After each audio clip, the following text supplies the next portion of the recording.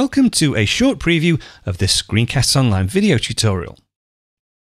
Well, if everything has gone to plan, this episode should be released on the same day that iOS 12 is released to the general public.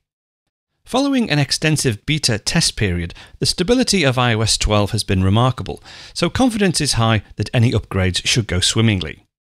Of course, you should always make sure your iOS device is fully backed up to iCloud or iTunes before accepting the iOS 12 upgrade. In this tutorial, we'll take a first look at iOS 12, and in future shows, we'll delve a bit more deeply into the more significant features.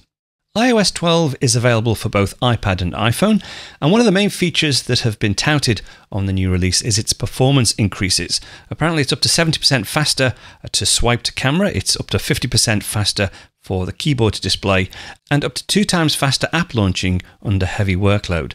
In fairness, I've been testing iOS 12 with my iPhone 10, which to be honest is no slouch to begin with, so I haven't really seen a dramatic improvement, but if you have an older device, you should see a marked improvement in performance.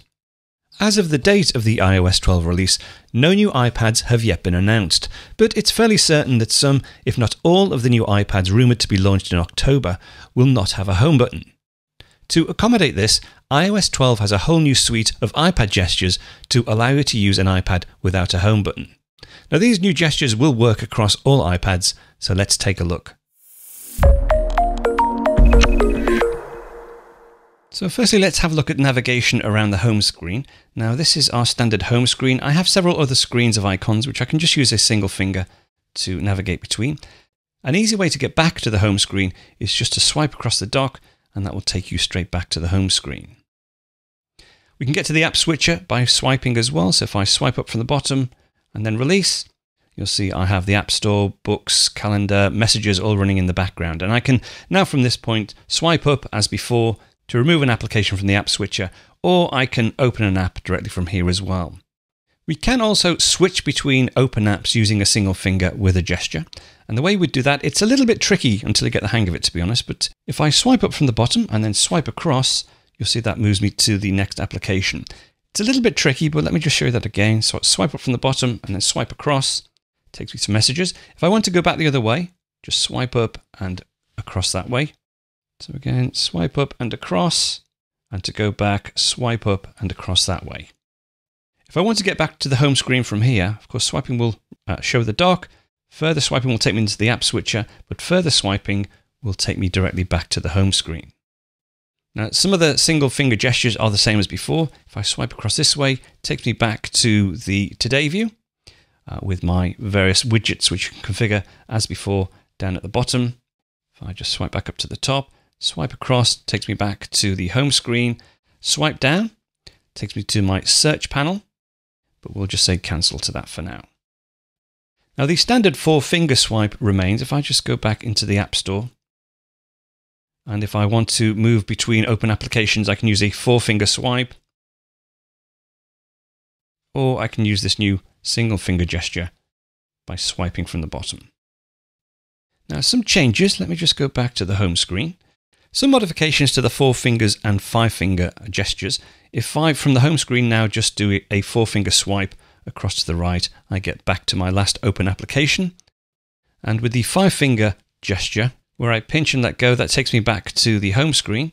But you can also now get back to the app switcher using a 5-finger gesture. If you swipe in and then hold and then release, it takes you back to the app switcher. So quite a few new changes there to get your head around. Let's just go back to the home screen. Just quickly again, we can swipe across the dock to take us back to the home screen. We can go into the app switcher by swiping up and then releasing. I can open an application.